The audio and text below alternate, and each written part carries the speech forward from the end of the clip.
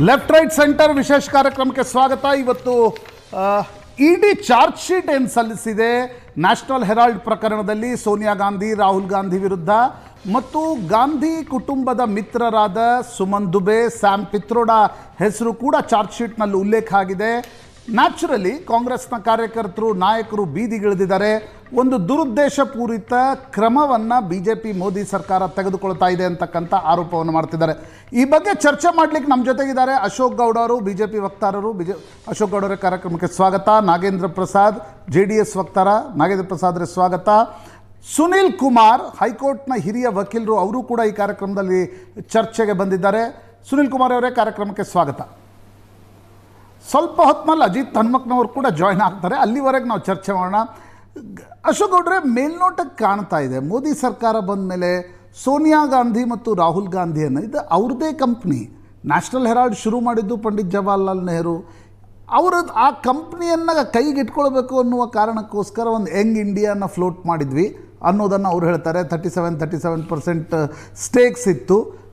ಆಸ್ಕರ್ ಫರ್ನಾಂಡಿಸ್ ಮತ್ತು ಮೋತಿಲಾಲ್ ವೋರಾ ಇಬ್ಬರು ಟ್ರೆಜರರ್ ಇದ್ದರು, ಅವ್ರಿಗೂ ಕೂಡ ಸ್ಟೇಕ್ಸ್ ಕೊಟ್ಟಿದ್ದೀವಿ. ಹೀಗಾಗಿ ಇದು ನಮ್ಮದೇ ಕಂಪ್ನಿ. ಆ ಟ್ರಾನ್ಸಾಕ್ಷನನ್ನು ಮನಿ ಲಾಂಡ್ರಿಂಗ್ ಆ್ಯಕ್ಟ್ನಲ್ಲಿ ನೋಡೋದು ತಪ್ಪು ಅಂತಕ್ಕಂಥದ್ದು ಕಾಂಗ್ರೆಸ್ನ ವಾದ.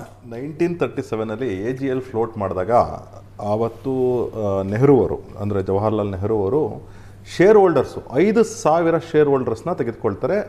ತತ್ಸುಮಾರು ಮಿನಿಮಮ್ ₹100 ಒಂದು ಶೇರ್ ಇರ್ತದೆ. ಆವತ್ತು ಅಷ್ಟು ಶೇರ್ಸ್ನ ಫ್ಲೋಟ್ ಮಾಡಿ ತೆಗೆದುಕೊಂಡಂತಹ AGL ಸ್ಟಾರ್ಟ್ ಮಾಡಿದಂತಹದ್ದು. ಅದಾದ ಮೇಲೆ ಏನಾಯಿತು ಅಂತ ಹೇಳಿದ್ರೆ, ಅನೇಕ ಕಡೆ ಅವ್ರಿಗೆ ಪ್ರಾಪರ್ಟೀಸ್ ಕೊಟ್ಟವ್ರು ಯಾರು? ಸರ್ಕಾರಗಳು, ರಾಜ್ಯ ಸರ್ಕಾರಗಳು. ಯಾಕಂದರೆ ರೆವಿನ್ಯೂ ಬಂದು ರಾಜ್ಯ ಸರ್ಕಾರಗಳ ಕೈಯಲ್ಲಿರುತ್ತೆ. ಅಫ್ಕೋರ್ಸ್ ಪ್ರಧಾನಮಂತ್ರಿಗಳು ಶೇರ್ ಹೋಲ್ಡಿಂಗ್ ಇರತಕ್ಕಂತಹದ್ದು ಮತ್ತು ಒಂದು ಕಂಪನಿ ಕಾಂಗ್ರೆಸ್ ಪಾರ್ಟಿಯಿಂದ ನಡೀತಾ ಇದೆ ಒಂದು ಪೇಪರ್ ಅಂತ ಹೇಳಿದ್ರೆ, ಎಲ್ಲ ಸರ್ಕಾರಗಳು, ಅವತ್ತೆಲ್ಲ ಕಾಂಗ್ರೆಸ್ ಸರ್ಕಾರಗಳಿತ್ತು, ಎಲ್ಲ ಸರ್ಕಾರಗಳು, ರಾಜ್ಯ ಸರ್ಕಾರಗಳು ಲ್ಯಾಂಡನ್ನು ಕೊಡ್ತವೆ.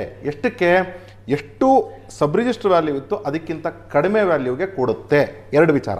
ಮೂರನೇ ವಿಚಾರ ಏನು ಅಂತಂದರೆ, ಆ ಬಿಲ್ಡಿಂಗ್ಗಳೇನಿತ್ತಲ್ಲ, ಆ ಬಿಲ್ಡಿಂಗ್ ಏನೇನಿತ್ತು, ಎಲ್ಲೆಲ್ಲಿ ಕಟ್ಟಬೇಕಾಗಿತ್ತು, ಆ ಬಿಲ್ಡಿಂಗ್ಗಳಿಗೂ ಸಹ ಆ ರಾಜ್ಯ ಸರ್ಕಾರಗಳು ಮತ್ತು ಕೇಂದ್ರ ಸರ್ಕಾರದ ನೆರವು ಆ ಬಿಲ್ಡಿಂಗ್ಗಳಿಗೂ ಬರುತ್ತೆ. ಅದರಿಂದಾಗಿ ಆ ಬಿಲ್ಡಿಂಗ್ಗಳನ್ನು ಸಹ ಸರ್ಕಾರದ ನೆರವಿನಿಂದ ಆಗುತ್ತೆ. ಅಂದರೆ ಟ್ಯಾಕ್ಸ್ ಪೇಯರ್ಸ್ ಮನಿಯಿಂದ ಒಂದು ಶೇರ್ ಹೋಲ್ಡರ್ಸ್ ಮನಿ, ಇನ್ನೊಂದು ರಾಜ್ಯ ಸರ್ಕಾರ ದುಡ್ಡು ಕೊಟ್ಟಿದೆ, ಲ್ಯಾಂಡ್ ಕೊಟ್ಟಿದೆ, ಆಮೇಲೆ ರಾಜ್ಯ ಸರ್ಕಾರ ಮತ್ತು ಕೇಂದ್ರ ಸರ್ಕಾರ ದುಡ್ಡು ಕೊಟ್ಟು ಬಿಲ್ಡಿಂಗ್ ಕಟ್ಟಿದೆ. ಅಂದರೆ ಸಾರ್ವಜನಿಕರ ದುಡ್ಡು ಇಲ್ಲಿರ್ತಕ್ಕಂತಹದ್ದು ಸ್ಪಷ್ಟವಾಗಿ ಕಾಣಿಸುತ್ತೆ. ಅದಾದಮೇಲೆ ಈಗ ಇನ್ನೂ ಎಕ್ಸ್ಪ್ಲೇನ್ ಮಾಡಬೇಕು ಅಂತ ಹೇಳಿದ್ರೆ, ಏನಾಗಿತ್ತು, ನ್ಯಾಷನಲ್ ಹೆರಾಲ್ಡ್ ಕಂಪನಿ ಲಾಸ್ಗೆ ಹೋದಾಗ 2008-2009 ಸಾಲಿನಲ್ಲಿ ಆವತ್ತು 90 ಕೋಟಿ ಸಾಲವನ್ನು ಕೊಡಲಿಕ್ಕೆ ಕಾಂಗ್ರೆಸ್ ಪಾರ್ಟಿಗೆ ಯಾವ ಅಧಿಕಾರ ಇತ್ತು? ಅದು ಈಗಾಗಲೇ ಕೋರ್ಟಲ್ಲಿದೆ.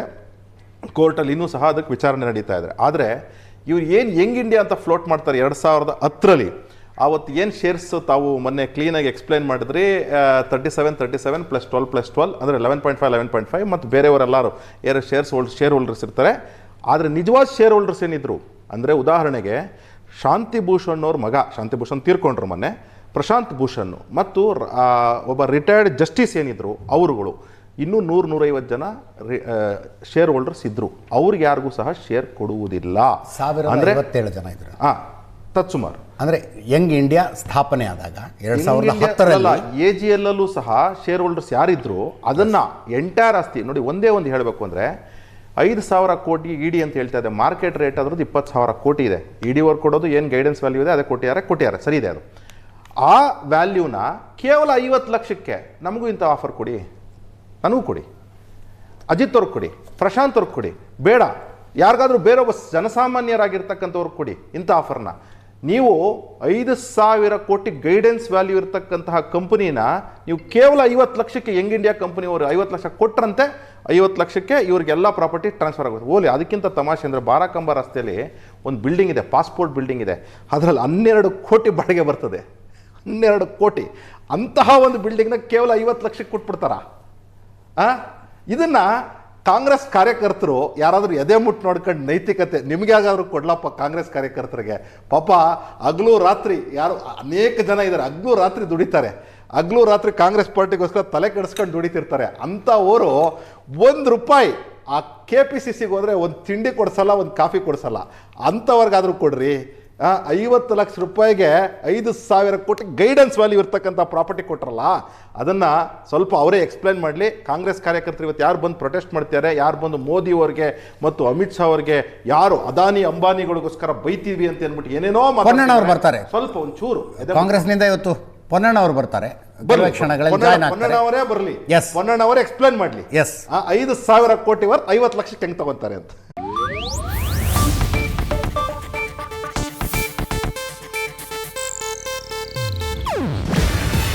ಇದು ಏಷ್ಯಾನೆಟ್ ನ್ಯೂಸ್ ನೆಟ್ವರ್ಕ್ ಪ್ರಸ್ತುತಿ.